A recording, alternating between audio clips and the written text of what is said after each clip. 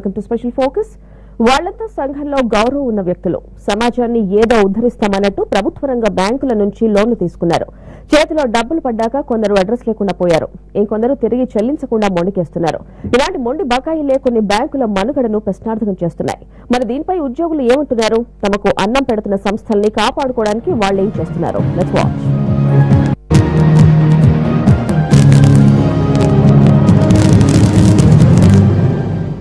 Andhra bank ఉద్యోగులు పోరుబాట పట్టారు. Peon నుంచి మేనేజర్ అనే తేడా లేకుండా రోడ్డెక్కారంతా. 6,000 కోట్ల రూపాయల మొండి బకాయిల వసూలుకు నడుం బిగించారు. రుణాలు ఎగ్గొట్టి తప్పించుకు తిరుగుతున్న వాళ్లకు చుక్కలు చూపిస్తున్నారు ఉద్యోగులు.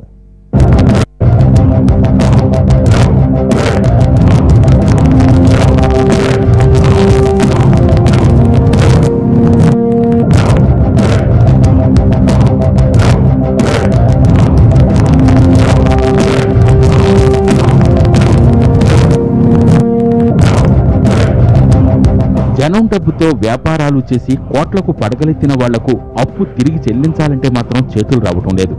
ఎన్నిసార్లు నోటీసులు ఇచ్చినా, ఆస్తులు జప్తు చేస్తామని వార్నింగ్ ఇచ్చినా లెక్క చేయటం లేదు. మరోవైపు వాళ్లకు అప్పులిచ్చిన పాపానికి సంస్థ మనుగడకే ముప్పు ముంచుకొస్తోంది. దీంతో ఇక లాభం లేదనుకున్న ఆంధ్ర బ్యాంక్ అధికారులు, సిబ్బంది సమాఖ్య బకాయిల వసూళ్లకు సత్యాగ్రహం చేయాలని తీర్మానించింది. కోట్లలో పేరుకుపోయిన మొండి బకాయిల వసూలుకు రంగంలోకి దిగారు ఉద్యోగులు.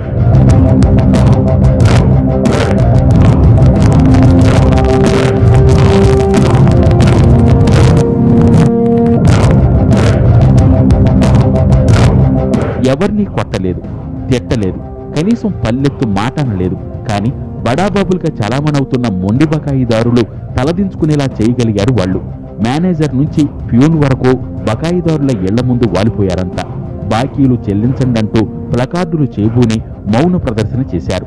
ఇవాళ ఈ మొండి బకాయిల వల్ల బ్యాంకింగ్ వ్యవస్థ మొత్తం కుదేలైపోతుంది. ముఖ్యంగా ఆంధ్ర బ్యాంకులో కూడా 6,000 కోట్ల రూపాయలు మాకు ఈ నిరర్ధక ఆస్తులు పెరిగినాయి.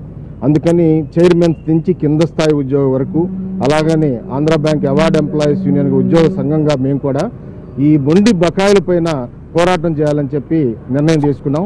అందులో భాగంగానే ఈరోజు ఈ బకాయిదారుల దగ్గరికి వెళ్ళి వాళ్ళ బకాయిలు చెల్లించాలని చెప్పి, అప్పులు చెల్లించాలని చెప్పి వాళ్ళని మౌనంగా ప్రార్థిస్తూ వేడుకున్నాం. వాళ్ళందరం కూడా ఈ కార్యక్రమాన్ని ఇట్లానే కొనసాగిస్తాం. తెలుగు రాష్ట్రాల్లో ఆంధ్ర బ్యాంకు డిఫాల్టర్ల చిట్టా చాలా పెద్దగా ఉంది. రైతులు, చిన్న చితక పరిశ్రమలు మొదలు చాలా మంది వ్యాపారవేత్తల వరకు రుణాలు తిరిగి చెల్లించడానికి ఆసక్తి చూపించడం లేదు. ఒక్క హైదరాబాద్ లోనే 50 మంది బడాబాబులు డిఫాల్టర్లుగా ఉన్నారు.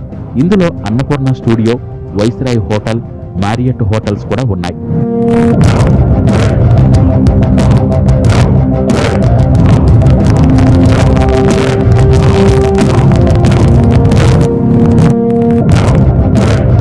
వరంగల్లో రాజ్యసభ సభ్యురాలు గుండు సుధారాణి కుటుంబానికి చెందిన పెట్రోల్ బంక్ ముందు కూడా గాంధీగిరి చేశారు ఆంధ్ర బ్యాంకు ఉద్యోగులు. కనీసం ఎలాంటి నిరసనల వల్లైనా బకాయిలు వసూలవుతాయని ఆశిస్తున్నారు బ్యాంక్ అధికారులు.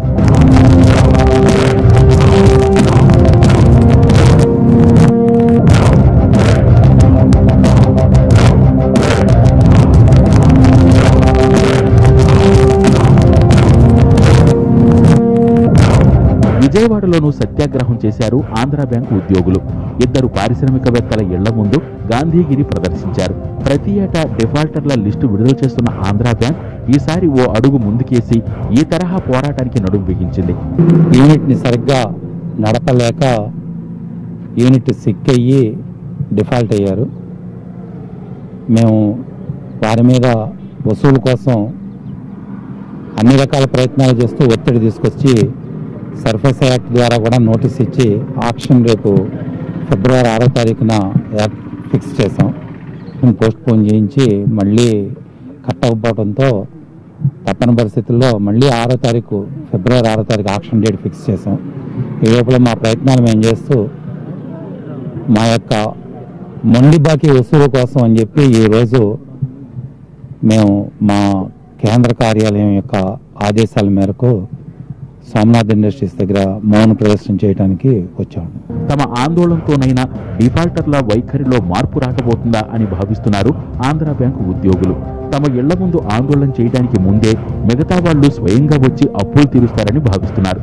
మొండి బకాయిల్ని సాధ్యమైనంత త్వరగా వసూలు చేయాలని భావిస్తున్నారు బ్యాంక్ ఉద్యోగులు.